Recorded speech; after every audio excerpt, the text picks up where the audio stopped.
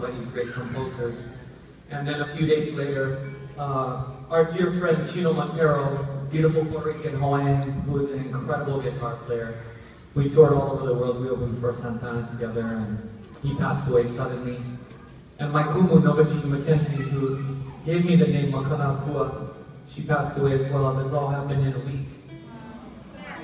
And so it got me to thinking about life and death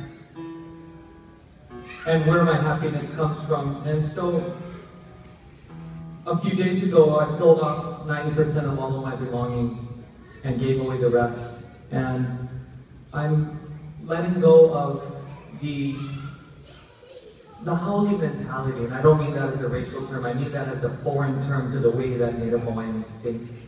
The haole mentality of success and happiness as acquiring or owning. And it's really, really powerful.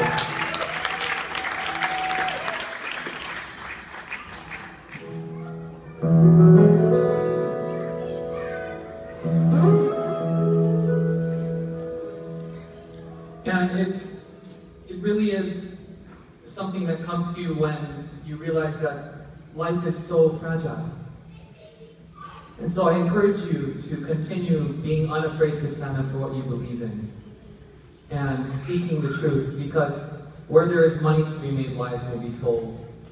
And before I sing my last song, I'm going to take the liberty of reading you something I wrote this morning on the way here, because there has been a lot of talk about this movement being anti-farmer and anti-farming, and this is my official response to that.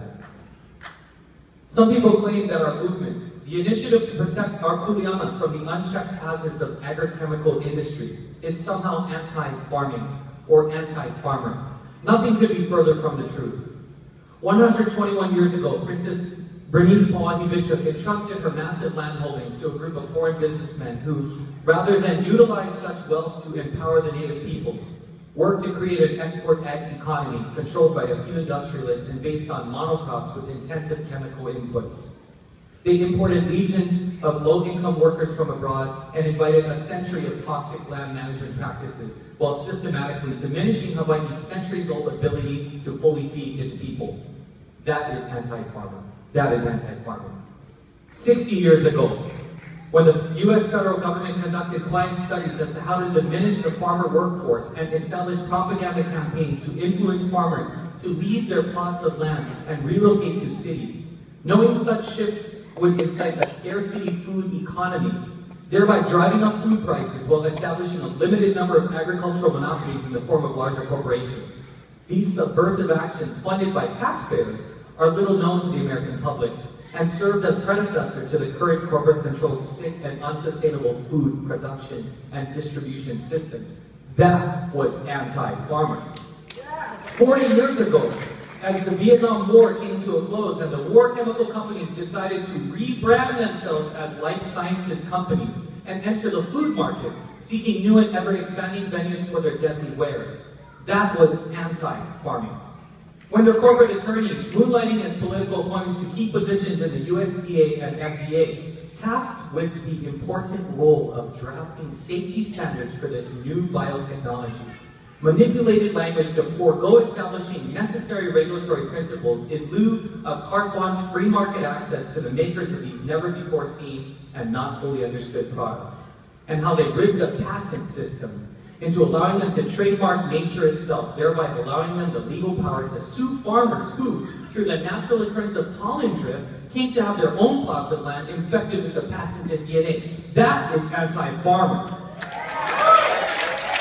How the U.S. federal government subsidizes commodity crops like corn, which is largely grown for ethanol to be used in the manufacturing of biofuels, a wholly unsustainable method of fuel creation, which causes more environmental destruction than mitigates climate change, and also for livestock feed, which is not a natural food for cattle and causes gastrointestinal diseases in cattle populations, or cotton, which creates artificially low prices that, when brought to market, adversely affect the poor rural Indian farmers, and, as we have tragically witnessed, has resulted in more than 250,000 farmer suicides in India. That is anti-farmer. When we complain about organic food being high-priced, not realizing that we've already paid for much of the cheap toxic corn, soy, and cotton via federal subsidies, which further work to undermine the organic farmer's ability to compete. That is anti-farmer. If we define farming as the process of making money by growing crops to sell, irregardless of the effects such farming practices have on the land, then yes, we are anti-farmer. This is exactly as Governor Abercrombie recently defined farming on video on the internet, speaking before CETA. Making money growing crops. There was more, and I'll let you discover that on your own. But I see farming as more than just making money. Yes, for career farmers, it must be profitable, but not at the cost of the destruction of natural resources. Farming in the ancient Hawaiian way was carried out with a keen sensitivity to the limited availability of fresh water. Placement of crops and timings of plantings and harvests were decided according to a comprehensive understanding and recognition of the greater environment and the local community needs of people who lived in the vicinities. Today, the chemical companies follow a singular guideline: efficiency to maximize profit regardless of adverse environmental effect.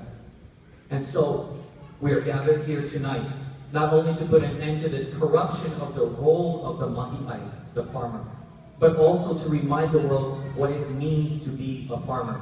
That with farming comes a kuleana, the right to extract value from the land, as well as the responsibility to malama that land, to care for it so that it may provide life for generations to come.